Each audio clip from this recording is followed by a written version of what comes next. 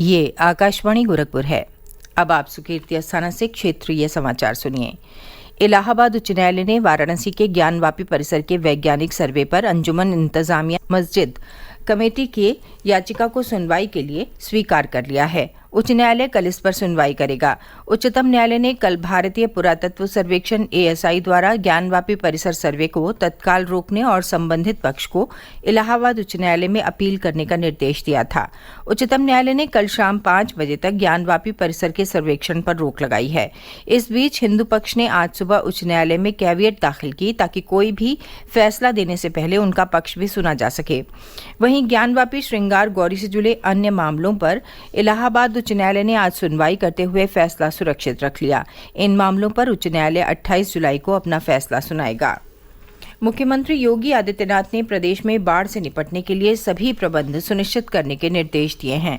लखनऊ में कल उच्च अधिकारियों के साथ बैठक में श्री योगी ने कहा कि मौसम विभाग ने राज्य में मानसून के फिर सक्रिय होने की जानकारी दी है। सीमावर्ती राज्यों द्वारा बैराजों से पानी छोड़े जाने के कारण प्रदेश की विभिन्न नदियों का जलस्तर बढ़ा है। श्री योगी ने कहा कि बाढ़ से प्रभावित जिलों और आने वाले दिनों में बाढ़ की आशंका को देखते हुए राहत और बचाव के पर्याप्त प्रबंध किए जाएं। मुख्यमंत्री ने कहा कि बाढ़ प्रभावित क्षेत्रों में लोगों को आवश्यक मदद पहुंचाने में देरी न हो।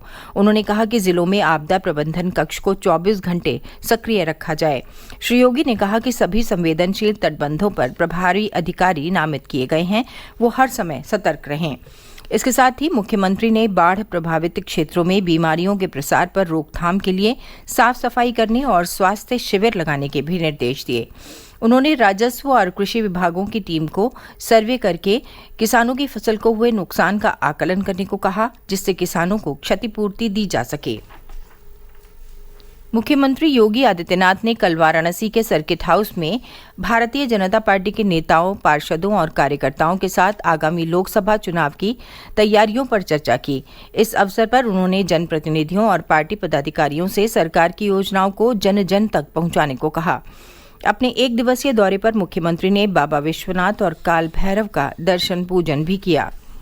अयोध्या में राम मंदिर का निर्माण तेज गति से जारी है। श्री राम जन्मभूमि तीर्थ क्षेत्र न्यास के महासचिव चंपत राय ने बताया कि अगले वर्ष जनवरी में मंदिर के गर्भगृह में भगवान राम की प्रतिमा की प्राण प्रतिष्ठा की जाएगी। उन्होंने कहा कि इस प्राण प्रतिष्ठा महोत्सव में शामिल होने के लिए प्रधानमंत्री नरेंद्र मोदी को आमंत्रण पत्र भेज दिया गया है। निषाद पार्टी के अध्यक्ष और प्रदेश के मत्स्य मंत्री संजय निषाद ने कहा है कि उनकी पार्टी आगामी लोकसभा चुनाव अपने चुनाव चिन्ह पर लड़ेगी। लखनऊ में प्रेस वार्ता में उन्होंने कहा कि उनकी तैयारी 37 सीटों पर चुनाव लड़ने की है।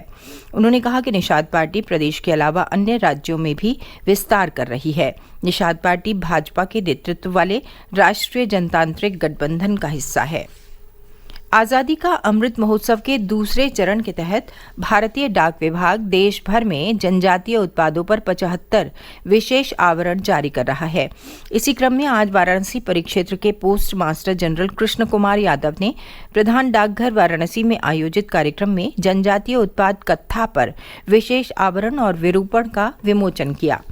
इस अवसर पर श्री यादव ने कहा कि जनजातीय क्षेत्रों के आदिवासी अपने हस्तशिल्प और जैविक व प्राकृतिक उत्पादों से न सिर्फ विरासत को सहेज रहे हैं, बल्कि कृषि अर्थव्यवस्था की वृद्धि में भी अग्रणी भूमिका निभा रहे हैं। प्रदेश के कई जिलों में आज बारिश होने के समाचार हैं। बदायूं, शाहजहांपुर, लखीमपुर खीरी, पीलीभीत, अंबेडकर नगर, हमीरपुर और सीतापुर सहित आसपास के क्षेत्रों में वर्षा होने से लोगों को भीषण गर्मी से राहत मिली। वहीं धान की सूख रही फसलों को भी फायदा हुआ। मौसम विभाग ने 30 जुलाई तक प्रदेश के अनेक स्थानों पर वर्षा होने का अनुमान जताया है। अगले 24 घंटों के दौरान पश्चिमी उत्तर प्रदेश के कई जिलों में बारिश होने की संभावना है। पश्चिमी जिलों के लगभग सभी स्थानों पर 29 जुलाई तक मध्यम से तेज वर्षा हो सकती है, जबकि पूर्वी उत्तर प्रदेश में 29 और 30 जुलाई को अच्छी वर्षा होने के आसार हैं। इससे पहले भी पूर्वी यूपी में छिटपुट वर्षा होने की संभावना है। वाराणसी में गंगा का जलस्तर स्थिर बना हुआ है। केंद्रीय जल आयोग के अनुसार आज सुबह वाराणसी के राजघाट में गंगा का जलस्तर 65.53 मीटर दर्ज किया गया, जो खतरे के निशान से 6 मीटर नीचे है। हालांकि गंगा घाटों पर पानी अभी भी भरा हुआ है और प्रशासन की ओर से नाव के संचालन पर रोक जारी है। जल पुलिस और एनडीआरएफ गंगा घाटों पर नजर रखे हुए है। इसके साथ ही क्षेत्रीय समाचारों का ये बुलेटिन समाप्त हुआ। नमस्कार।